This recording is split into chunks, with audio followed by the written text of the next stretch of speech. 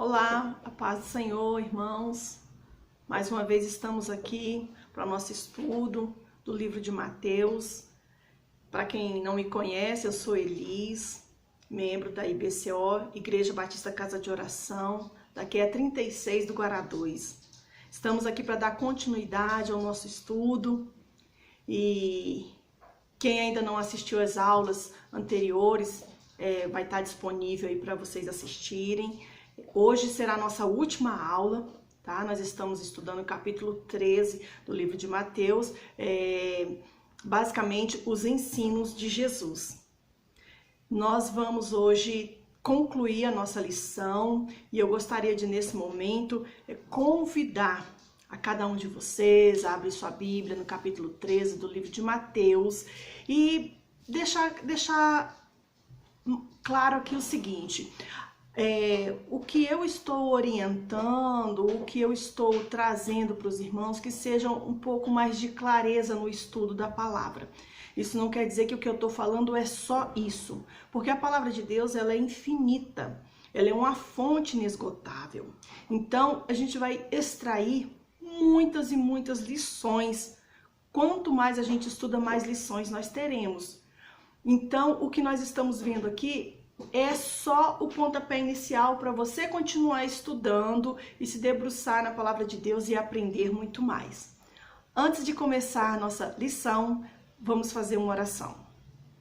Pai querido, Deus maravilhoso, te agradeço, Senhor, por mais esta oportunidade que o Senhor nos dá.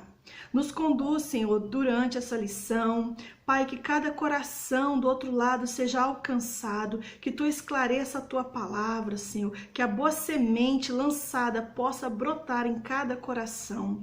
E desde já eu te agradeço em nome de Jesus. Amém. Vamos abrir então no capítulo 13, no versículo 44. Nós estamos estudando as parábolas, né? A forma como que Jesus ensinou os seus discípulos. No versículo 44, diz assim: o reino dos céus é como um tesouro escondido num campo.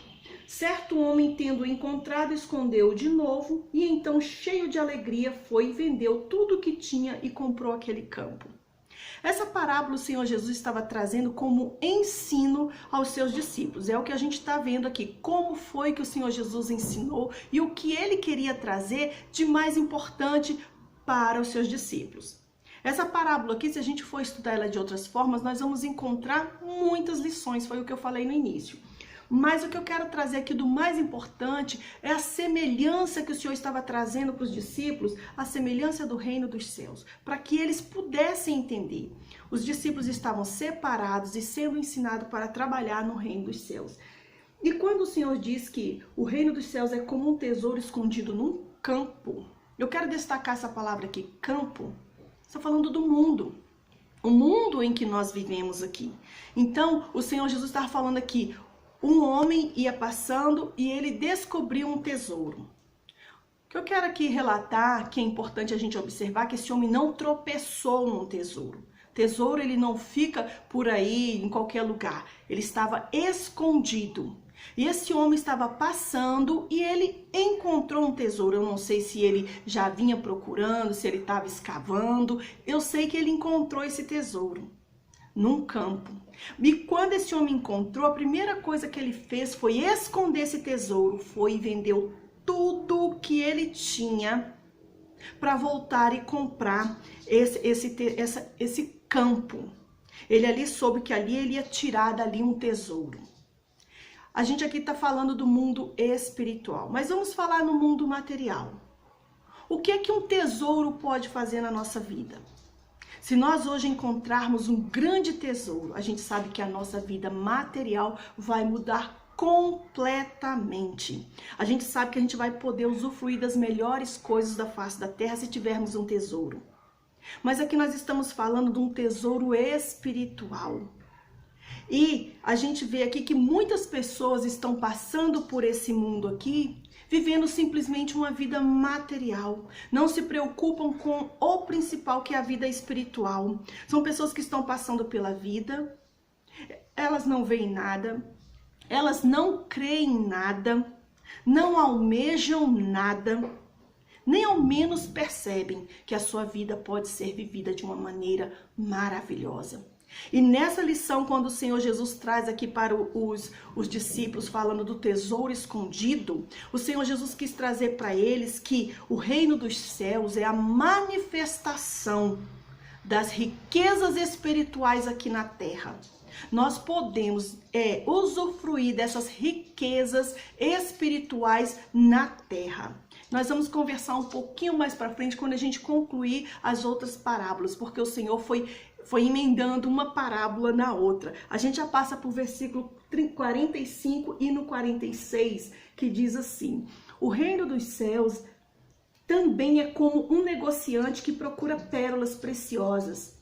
Encontrando uma pérola de grande valor, vendeu tudo que tinha e comprou. Essa parábola é semelhante à parábola anterior. Só que aqui está dizendo que um homem está à procura. Ele sabe que existe uma pedra preciosa, uma pérola, e ele sai procurando essa pérola. Vamos ver aqui no nosso dia de hoje, vamos falar o seguinte: quantos lixos recebemos diariamente? Eu estou falando da destruição moral, da justiça, da destruição da família, da destruição do caráter, da destruição do homem, da destruição da mulher. A lista é tão grande que chega a ser desanimador. Mas a palavra de Deus aqui diz que o reino dos céus é como um negociante que procura pérolas. E nisso a gente pode acender uma luzinha e perceber o seguinte: há esperança. O mundo está em ruínas, a lista é desanimadora, mas há esperança. E esse negociante sai à procura dessa pérola e ele encontra. Então o Senhor Jesus está dizendo para os discípulos: não desanime com o que vocês vão encontrar, com o que vocês vão ver. O reino dos céus, você tem que procurar, você tem que desejar, você tem que ir atrás e você vai encontrar essa pérola preciosa. Em meio a todo o caos, ao desalento, nós podemos conseguir ter essa pérola. Mas acontece o seguinte: o versículo diz, no final, que ele foi e vendeu tudo o que tinha e comprou. É aqui que está o detalhe de vivermos o reino dos céus aqui na terra. É de nos desfazermos de tudo, de renunciar a todo o lixo que nos é oferecido no dia a dia. O reino dos céus é para todo aquele que renuncia o mundo material, que renuncia o lixo desse mundo. Vamos então já para a outra parábola no versículo 47, que diz a parábola da rede. O reino dos céus é ainda como uma rede que é lançada ao mar e apanha toda sorte de peixe. Quando está cheia, os pescadores a puxam para a praia. Então se assentam e juntam os peixes bons em cestos, mas jogam fora os ruins. Assim acontecerá no fim desta era. Os anjos virão, separarão os perversos dos justos e lançarão aqueles na fornalha ardente, onde haverá choro e ranger de dentes. É interessante a gente ver que essa parábola aqui, ela é bem parecida com a parábola do joio. Mas vamos para o início dela, quando diz que a rede é lançada. O Senhor Jesus, quando chamou os discípulos, chamou para serem pescadores de homens. E aqui, nessa parábola, diz que essa rede é lançada e que ela junta todo tipo de peixe, toda sorte de peixe. O que a gente pode entender é que a palavra de Deus está sendo lançada e que todos, sem exceção, serão alcançados. Isso fala do grande amor de Deus. Todos serão alcançados pela palavra de Deus. Mas tem uma coisa interessante aqui também nesse versículo que diz que haverá um fim, haverá um término. Esse tempo de lançar rede vai se encerrar. Essa rede será então puxada. Haverá um fim para esse lançamento dessa rede. Está falando para os discípulos, a palavra será levada, os homens serão pescados, mas haverá um fim para isso. E depois ele passa então a falar de uma forma que essa parábola se pareça com a do joio, a parábola do joio, em que ele diz que são separados. os peixes ruins dos peixes bons. E aí ele diz que isso será, novamente, a gente vai ver aquela atribuição dos anjos. Os anjos virão e separarão os perversos do justo. É aquela atribuição que a gente viu na parábola passada. E lançarão na fornalha ardente, onde haverá choro e ranger de dentes. O Senhor aqui está falando que o reino dos céus está aqui para levar a palavra, para trazer a todos, mas que haverá um fim e haverá separação. Aqui o Senhor novamente reforça a parábola.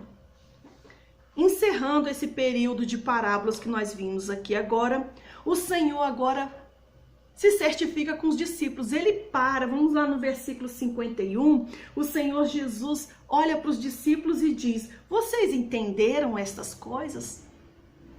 Muito bom. O Senhor Jesus estava querendo se certificar se eles estavam compreendendo o ensinamento dele. E o Senhor Jesus começa a dizer aqui no versículo 52.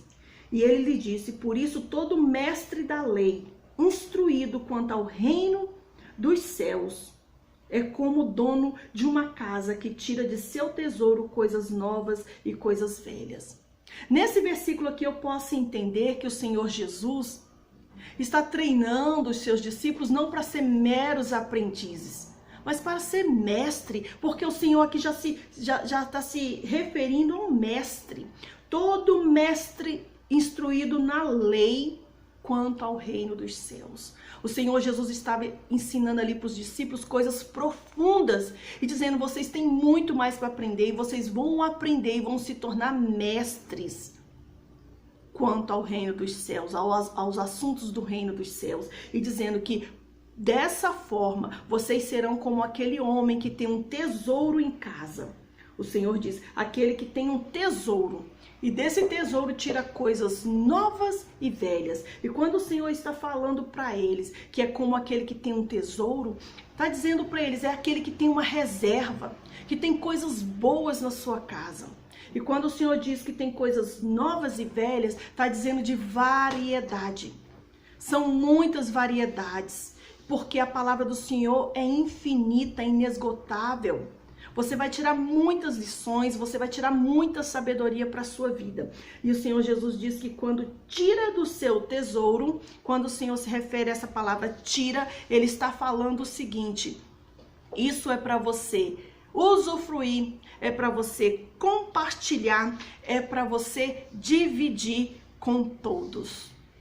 Então, esta palavra aqui que nós fomos vendo aqui, o Senhor Jesus então trata com os seus discípulos, trazendo todas essas informações. E o que a gente pode tirar disso aqui é que nós não devemos viver na mediocridade, que nós devemos sim buscar cada vez mais a palavra de Deus. Quando o Senhor Jesus está dizendo para os discípulos: estudem mais, se tornem mestre, eu estou aqui para os ajudar serem mestre, a gente pode citar aquele versículo que diz: errais não conhecendo as escrituras nem o poder de Deus. E o Senhor Jesus: eu estou aqui para ensinar a vocês. Então, vamos então prosseguir em conhecer essas coisas maravilhosas. Vamos agora para os versículos finais, que é o versículo do 53 ao 58, quando o Senhor Jesus já encerra essas parábolas. E diz o 53, quando acabou de contar essas parábolas, Jesus saiu dali. Chegando à sua cidade, começou a ensinar o povo na sinagoga. Todos ficaram admirados e perguntavam: de onde lhe vem essa sabedoria e esses poderes milagrosos? Eu já vou aqui já lendo e dividindo essas partes, porque o Senhor Jesus agora retorna à sua cidade. E quando o Senhor Jesus vai à sinagoga e começa a falar coisas do alto, as pessoas ficam admiradas e pensam onde é que ele conseguiu tanta sabedoria e como ele faz todos esses milagres. Eu quero deixar aqui uma parte interessante, que essas pessoas admiradas, essas pessoas que estão encantadas com os poderes milagrosos que o Senhor Jesus fez ali naquele lugar, são pessoas que têm mente humana. Eles estavam vendo o material e eles estavam admirados. E a gente pode aqui nesse momento olhar lá para para o versículo 20 e 21, quando o Senhor Jesus diz daquela pessoa que ela ouve a palavra, recebe com alegria, recebe com euforia, mas logo se seca e não volta mais. Quando a tribulação chega, ela não tem raiz. Essas pessoas que estavam aqui ouvindo o Senhor Jesus, elas estavam admiradas com o que o Senhor falava, tanto com as palavras de sabedoria quanto aos milagres. Mas aqui na frente, eles já começam a questionar. A gente vai ver por que eles não tinham essa raiz e nem estavam vendo com os olhos espirituais. Não é este o filho do carpinteiro? O nome da sua mãe não é Maria? E não são seus irmãos Tiago, José, Simão e Judas? Não estão todos conosco as suas irmãs? De onde, pois, ele obteve estas coisas? E ficavam escandalizados por causa dele. Essa é uma visão puramente material. É uma visão que não vem do céu. E o que acontece? Isso retrata a nossa situação. Eu quero só deixar um exemplo de que às vezes nós passamos por esta situação e cometemos isso. O Senhor aqui está chamando a atenção dos discípulos. O seu olhar tem que ser para os céus, a sua visão tem que ser espiritual. Não fique com os seus olhos no material, porque muitas das vezes a gente quer a bênção e a gente quer só aqui as coisas da terra. E o Senhor Jesus então chama os seus discípulos para o espiritual. Vamos ver aqui, dentro da nossa vida material aqui, na nossa casa, na nossa família, quantos de nós achamos lindo quando vemos um missionário, quando vemos um pastor, quando vimos um cantor? A gente acha lindo, fala, ah, que maravilha, eu acho muito bonito. Mas quando um dos nossos filhos, sobrinhos, ou seja quem for, se dedica e diz, eu quero ser, quantos de nós rejeitam essa ideia e diz, não pode ser? Por que nós vemos dessa forma? Porque nós estamos olhando com um olhar puramente humano, só para a vida, só para o que vai acontecer aqui. A gente não tem um olhar espiritual. Que a gente possa parar um pouquinho e perceber, eu tenho olhado para a minha casa com um olhar espiritual, eu tenho olhado da minha casa com a visão dos céus, com o que Deus tem para ele, ou eu tenho olhado puramente com o olhar humano? Esse não é o meu filho, esse não é o meu sobrinho, esse não trabalha ali. Por que ele está desenvolvendo essas atitudes e rejeita o caminho espiritual a seguir de cada um? E o Senhor Jesus ali então traz essa palavra para os seus discípulos, dizendo que é mais importante a gente ter uma percepção espiritual do que a percepção material. Então aqui o versículo 58 encerra o nosso capítulo 13, onde diz que não realizou muitos milagres ali por causa da incredulidade das pessoas. Quando a nossa visão é puramente material e terrena, nós nos tornamos incrédulos. Quando a nossa visão é espiritual, nós passamos a ter confiança, passamos a crer e a nossa visão é ampla. E o Senhor Jesus, então, naquele lugar, não realizou muitos milagres por conta da incredulidade.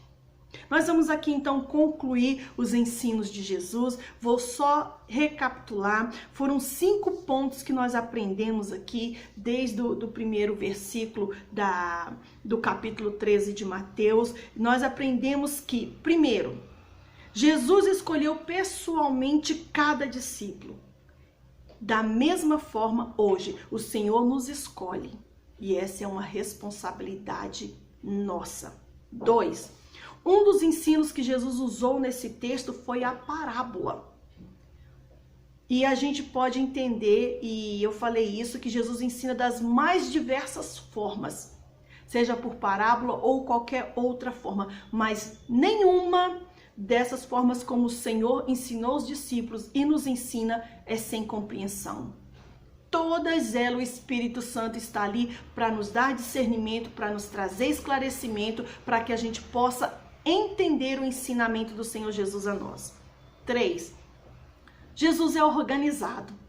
Eu amo essa parte, gosto muito e falo sempre. Jesus é muito organizado. Percebemos uma organização quando estudamos esse capítulo. E foi incrível, desde a escolha dos discípulos, o ensino aos discípulos, o cumprimento das profecias, e por todo o capítulo nós vamos ver gradualmente um processo de organização que o Senhor Jesus trouxe para nós. O que é que a gente aprende com isso? Devemos ser organizados em tudo.